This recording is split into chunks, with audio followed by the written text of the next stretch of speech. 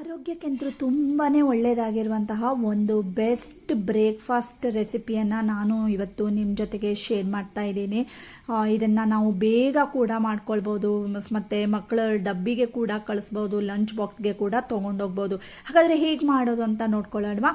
First ನೋಡಿ, ಒಂದು ಬೌಲ್ಗೆ ಈಗ ನಾನು 3 ಈರುಳ್ಳಿನ ಚಿಕ್ಕದಾಗಿ ಹೆಚ್ಚಿಬಿಟ್ಟು ಹಾಕ್ಕೊಂಡಿದ್ದೀನಿ. ಹಾಗೆ 2 ಟೊಮೆಟೊನ ಚಿಕ್ಕದಾಗಿ ಸೇರಿಸ್ಕೊಂಡಿದ್ದೀನಿ. 1 ಕ್ಯಾರೆಟನ್ನು ತುರಿದ್ಬಿಟ್ಟು ಹಾಕ್ಕೊಂಡಿದ್ದೀನಿ. ಹಾಗೆ ಕ್ಯಾಪ್ಸಿಕಮ್ ಕೂಡ ಚಿಕ್ಕದಾಗಿ ಹೆಚ್ಕೊಂಡು ಹಾಕ್ಕೊಂಡಿದ್ದೀನಿ. ಮತ್ತು ಒಂದು ಅರ್ಧ ಜೋಳನ ಚಾಪರ್ಗೆ ಹಾಕಿ ಚಾಪ್ ಮಾಡಿ ಹಾಕ್ಕೊಂಡಿದ್ದೀನಿ. ಮತ್ತು ಒಂದು ಸ್ವಲ್ಪ ಕರಿಬೇವಿನ ಸೊಪ್ಪನ್ನು ಚಿಕ್ಕದಾಗಿ ಹೆಚ್ಕೊಂಡು ಹಾಕ್ಕೊಂಡಿದ್ದೀನಿ. ಮತ್ತು ಕೊತ್ತಂಬರಿ ಸೊಪ್ಪನ್ನು ಚಿಕ್ಕದಾಗಿ ಹೆಚ್ಕೊಂಡು ಹಾಕ್ಕೊಂಡಿದ್ದೀನಿ. ಮತ್ತು ಒಂದು ಸ್ವಲ್ಪ ಶುಂಠಿನ ತುರಿದ್ಬಿಟ್ಟು ಸೇರಿಸ್ಕೊಂಡಿದ್ದೀನಿ.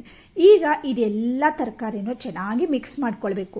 ನಿಮಗೆ ಇದಕ್ಕೆ ಇನ್ನೂ ಯಾವುದೇ ತರಕಾರಿ ಬೇಕಿದ್ರೆ ಅಥವಾ ಸೊಪ್ಪುಗಳು ಬೇಕಿದ್ರೆ ಅದನ್ನೆಲ್ಲ ಸೇರಿಸ್ಕೊಳ್ಬೋದು. ಹಾಗೆ ರುಚಿಗೆ ತಕ್ಕಷ್ಟು ಉಪ್ಪನ್ನು ಸೇರಿಸ್ಕೊಳ್ತಾ ಇದ್ದೀನಿ. ನೀವು ಲಂಚ್ ಬಾಕ್ಸ್ಗೆ ತೊಗೊಂಡೋಗ್ತೀರಿ, ಬೆಳಗ್ಗೆ ಗಡಿಬಿಡಿ ಆಗುತ್ತೆ ಅಂತಾದರೆ ರಾತ್ರಿ ಕೂಡ ಹೆಚ್ಚಿಟ್ಕೊಳ್ಬೋದು. ಹಾಗೆ ಒಂದು ಸ್ವಲ್ಪ ಚಿಲ್ಲಿ ಫ್ಲೇಕ್ಸನ್ನು ಹಾಕ್ಕೊಂಡಿದ್ದೀನಿ. ಬೇಕಿದ್ರೆ ನೀವು ಹಸಿಮೆಣಸನ್ನು ಕೂಡ ಚಿಕ್ಕದಾಗಿ ಹೆಚ್ಚಿಬಿಟ್ಟು ಸೇರಿಸ್ಕೊಳ್ಬೋದು, ಇಲ್ಲಾಂದರೆ ಒಣ ಮೆಣಸಿನ ಪುಡಿ ಕೂಡ ಹಾಕ್ಕೊಳ್ಬೋದು. ಹಾಗೆ ಇದಕ್ಕೆ ಈಗ ನೋಡಿ, ಫಸ್ಟ್ ನಾನು 1 ಸೌಟ್ ಆಗುವಷ್ಟು ಮೊಸರನ್ನು ಸೇರಿಸ್ಕೊಂಡಿದ್ದೀನಿ. ಚೆನ್ನಾಗಿ ಮಿಕ್ಸ್ ಮಾಡ್ಕೊಳ್ಳಿ. ಮೊಸರು ಹಿಂದಿನ ದಿನದ್ದಾದ್ರೂ ಓಕೆ, ಗೊತ್ತಾಯ್ತಾ? ಆಮೇಲೆ ನೋಡಿ, ಇದಕ್ಕೆ 1 ಕಪ್ ಆಗುವಷ್ಟು ಗೋಧಿ ಹಿಟ್ಟನ್ನು ಹಾಕ್ಕೊಳ್ತಾ ಇದ್ದೀನಿ. ಅರ್ಧ ಕಪ್ ಆಗುವಷ್ಟು ಜೋಳದ ಹಿಟ್ಟನ್ನು ಹಾಕ್ಕೊಳ್ತಾ ಇದ್ದೀನಿ. ಇದಕ್ಕೆ ಬೇಕಿದ್ರೆ ಇನ್ನೂ ರಾಗಿ ಸೇರಿಸ್ಕೊಳ್ಬೋದು, ಅಥವಾ ಇನ್ನೂ ಯಾವುದಾದ್ರೂ ಹಿಟ್ಟು ಬೇಕಿದ್ರೆ ಕೂಡ ನೀವು ಸೇರಿಸ್ಕೊಳ್ಬೋದು.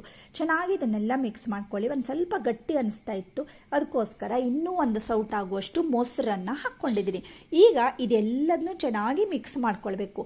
ಈಗ ಒಂದು ಸ್ವಲ್ಪ ನಾನು ನೀರನ್ನು ಚುಮ್ಕಿಸ್ಕೊಳ್ತಾ ಇದ್ದೀನಿ. ಯಾಕೆಂದರೆ ಬರೀ 2 ಕಪ್ ಮೊಸರು ಸಾಕಾಗಲ್ಲ, ಇನ್ನು ಒಂದು ಸ್ವಲ್ಪ ನಮಗೆ ನೀರು ಥರ ಬೇಕಾಗತ್ತೆ ಇದನ್ನು ತಟ್ಟೋದಕ್ಕೋಸ್ಕರ.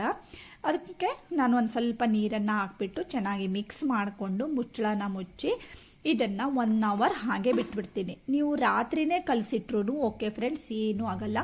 ಹಾಗೆ ಇವತ್ತು ನಾನು ತೋರಿಸ್ಕೊಡ್ತಾ ಇರುವಂತಹ ಈ ತಾಳಿಪಿಟ್ಟಿಗೆ ಬೆಣ್ಣೆ ಬೇಕಾಗುತ್ತೆ. ಬೆಣ್ಣೆ ಒಂದು ಒಳ್ಳೆ ಕಾಂಬಿನೇಷನ್ನು ತಾಳಿಪಿಟ್ಟಿಗೆ ಫ್ರೆಂಡ್ಸ್. ನಮ್ಮನೇಲಂತೂ ಬೆಣ್ಣೆ ಇಲ್ಲ ಅಂದರೆ ತಾಳಿಪಿಟ್ಟೆ ತಿನ್ನಲ್ಲ. ಬೆಣ್ಣೆ ಇದ್ಬಿಟ್ರೆ ವಾವ್, ಎಷ್ಟು ಖುಷಿಯಿಂದ ತಿಂತಾರೆ ಗೊತ್ತಾ. ಈಗ ನೋಡಿ, ಫ್ರೆಶ್ ಆಗಿ ಬೆಣ್ಣೆನ ರೆಡಿ ಮಾಡ್ಕೊಂಡಿದ್ದೀನಿ. ಹಾಗೆ ಚಟ್ನಿ ಪುಡಿ ಕೂಡ ಮಾಡಿದ್ದೀನಿ ಇವತ್ತು. ಕೋಕೋನಟ್ ಚಟ್ನಿ ಪುಡಿ ಮಾಡಿದೆ, ಬೆಣ್ಣೆ ಮಾಡಿದೆ. ನಿಮ್ಗೆ ಯಾರಿಗಾದ್ರೂ ರೆಸಿಪಿ ಬೇಕು ಅಂದರೆ ಹೇಳಿ, ಈಗಾಗಲೇ ನಾನು ತೋರಿಸ್ಕೊಟ್ಟಿದ್ದೀನಿ. ಡಿಸ್ಕ್ರಿಪ್ಷನ್ನಲ್ಲಿ ಆ ಲಿಂಕನ್ನು ಕೂಡ ಹಾಕಿರ್ತೀನಿ.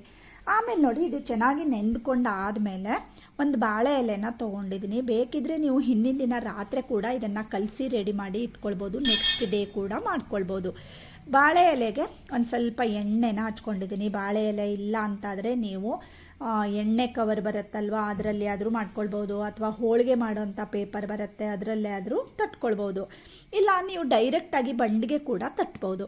ಹಾಗೆ ನೋಡಿ, ಇದನ್ನು ಒಂದು ಹದದ ಸೈಜ್ನಲ್ಲಿ ಉಂಡೆನ ಮಾಡಿಕೊಂಡು ಈ ರೀತಿ ತಟ್ಕೊಳ್ತಾ ಇದ್ದೀನಿ. ಮೀಡಿಯಮ್ ಆಗಿ, ತುಂಬ ತೆಳುನೂ ಬೇಡ, ತುಂಬ ದಪ್ಪನೂ ಬೇಡ, ಮೀಡಿಯಮ್ ಆಗಿ ತಟ್ಟಿ ರೆಡಿ ಮಾಡ್ಕೊಂಡಿದ್ದೀನಿ. ಮಧ್ಯದಲ್ಲಿ ಒಂದು ಹೋಲನ್ನು ಮಾಡ್ತಾ ಇದ್ದೀನಿ, ಯಾಕಂದರೆ ತಾಳಿಪಿಟ್ಟು ಅಂದರೆ ಹಾಗೆ ಅಲ್ವಾ.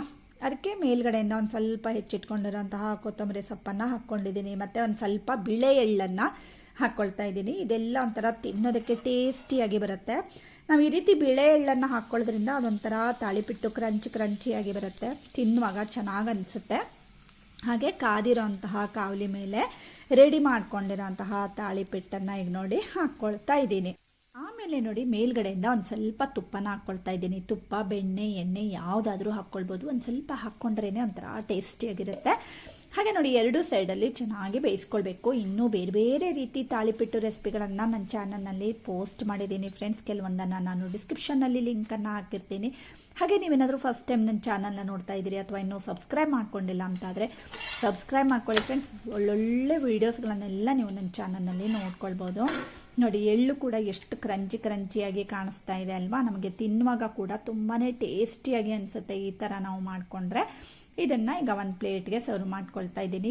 ಬಿಸಿಯಾಗಿ ತಿನ್ನೋದಕ್ಕಂತೂ ಎಷ್ಟು ಟೇಸ್ಟಿಯಾಗಿರುತ್ತೆ ಗೊತ್ತಾ. ಹಾಗೆ ಫ್ರೆಂಡ್ಸ್, ತಾಳಿಪಿಟ್ಟು ಇಷ್ಟ ಆದರೆ ಗೊತ್ತಾ ಇದೆ ಅಲ್ವಾ, ಲೈಕ್ ಮಾಡಿ, ಶೇರ್ ಮಾಡಿ ಮತ್ತು ಸಬ್ಸ್ಕ್ರೈಬ್ ಮಾಡಿ. Thank you for watching.